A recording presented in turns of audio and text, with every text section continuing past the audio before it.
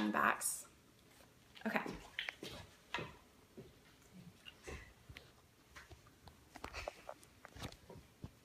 Okay, what do you call a goat on a mountain? A hillbilly. Ha! Get it? Because goats are billy goats and then they're on a mountain and they're pretty funny. So goats are actually really cool. They produce 3 different things. They have 3 different purposes: milk, meat, and hair. And with the milk is a really unique thing because people in third world countries can drink it. Now, how does that affect us? Well, as researchers and scientists and whatnot, we are producing genetically modified organisms or GMOs, that can be placed in the goat's milk and then used in third world countries and whatnot to help the people there. Now goats, we know from Mr. McGrody's website that they're pretty easy to take care of. And we know from the World Vision website that they are used worldwide, particularly in third world countries. Now at A&M, the researchers have developed a goat that carries the malaria vaccine in her milk, which is really cool. And according to Alouf's article, this is still in its primary developmental stages. In fact, there's only 1 goat that has the malaria vaccine in her milk. It's a really cool little thing because the goats you milk them and then you drink their milk and then you have been vaccinated for malaria, which is awesome, especially in third world countries where the malaria vaccine is kind of hard to reach and isn't accessible to everyone. This is a great breakthrough, but it's many years in the future, and so this it would be several years and several hoops to jump through before the FDA approves it for the market. Now, what about a genetically modified organism that's currently circulating on the market? That's a good question.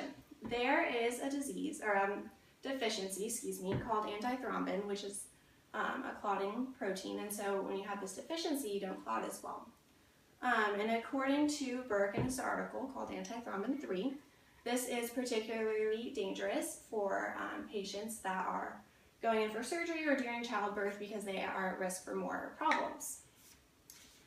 Now, according to Stop the Clot website, 1 in about every 5,000 Americans has this deficiency. But good news, there's a cure. It has been labeled by the Healthline website as the first biological product produced by a genetically modified animal. And it's the ATRYN.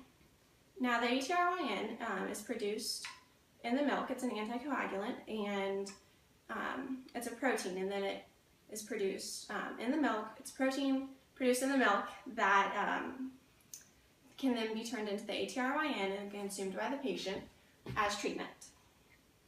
Now, this is as good as gold. So why aren't GMOs used as much on the market? Well, they're incredibly controversial.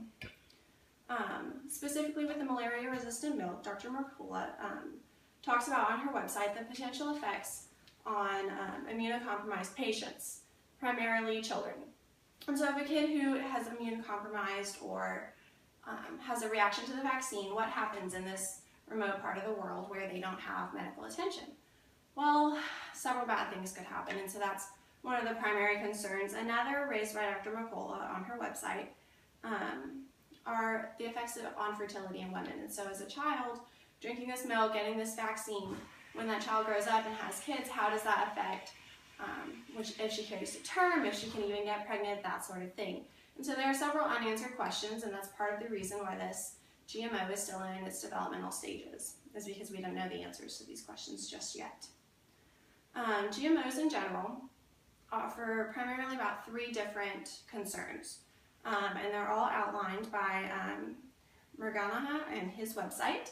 The first of these 3 are the allergies. And so if you consume a crop like corn that has been dusted with an herbicide, a genetically modified herbicide that prevents weeds from growing, how does that affect you? If you develop an allergy to it, can you eat the green beans that were grown next to it and the potatoes that were grown 2 fields over, etc., etc.? There's just several unknown effects based on that. So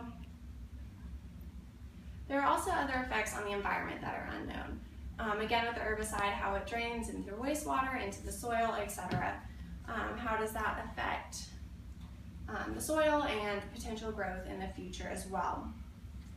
And the third of these 3 are emerging diseases.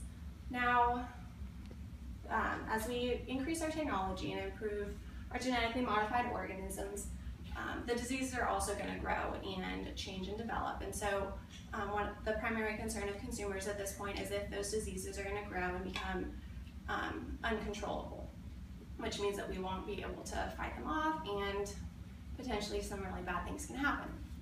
So although the GMOs are very controversial, they do provide many benefits.